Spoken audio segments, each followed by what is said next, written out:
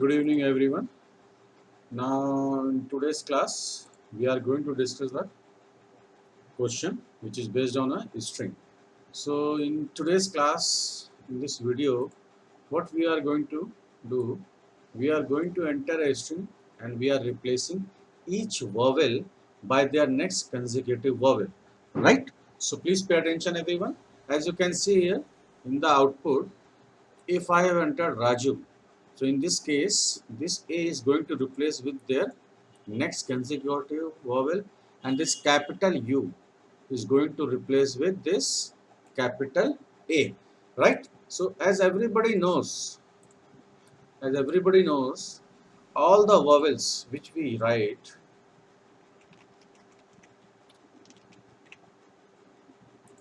okay? So if we write in small letters, the sequence is this A E I O U, and in capital it is A E I O U.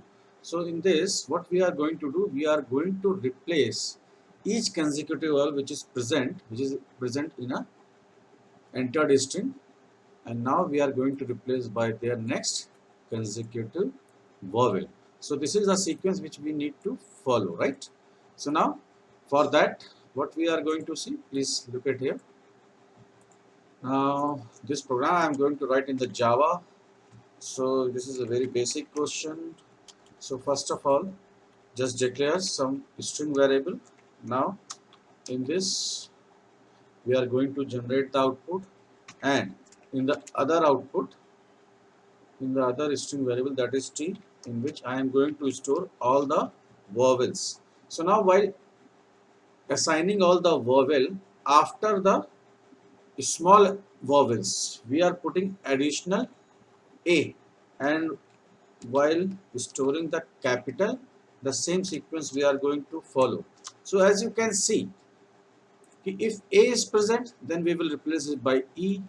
If u is present, small u, then we will replace it by a. So this is the replace character. Now the same thing here also. If it is capital U, then that means we are going to replace with this a. So that additional a after u, whether it is capital or small, we are placing it at the end of the each sequence, right? So how we are going to implement in a program. Please pay attention.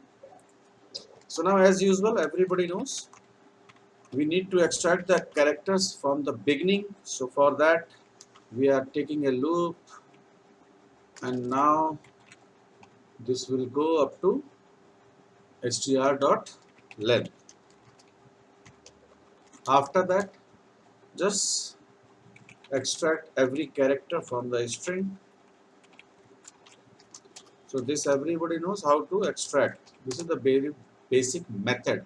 Using the caret, we can easily extract every character. So now what we are supposed to do?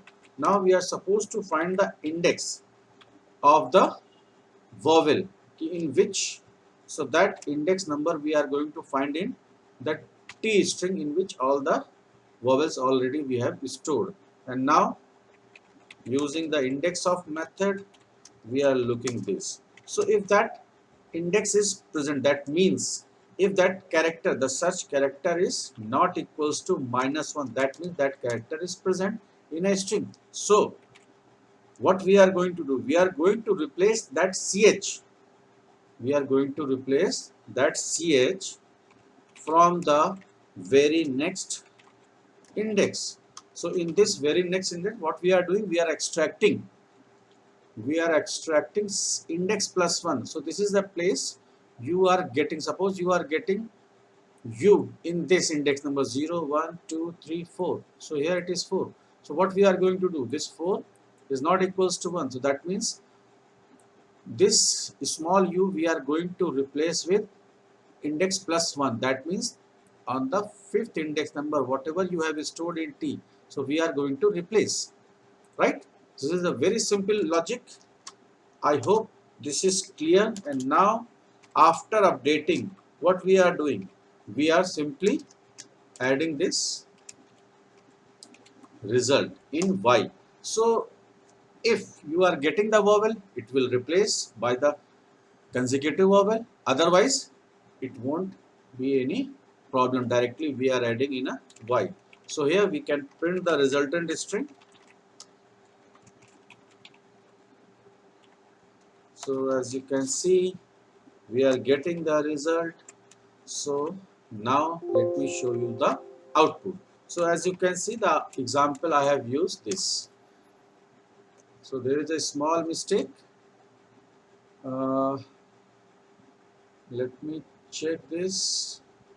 Why I have replaced this t dot caret index plus 1. Now we are, let me again compile this. So what is happening?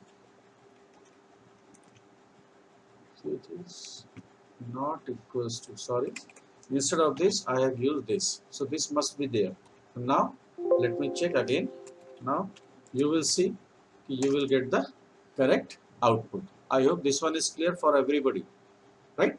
So it has to be index in which you are storing the index of this ch which you are searching in t. If it is not equals to -1, that means that vowel is present in a string t in which you have stored all the vowels, and then we are replacing by their next consecutive vowel. So how you are getting the next consecutive vowel?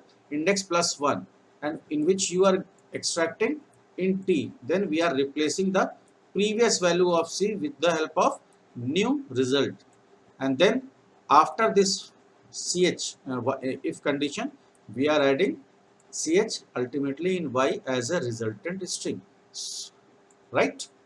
So you can cross check this.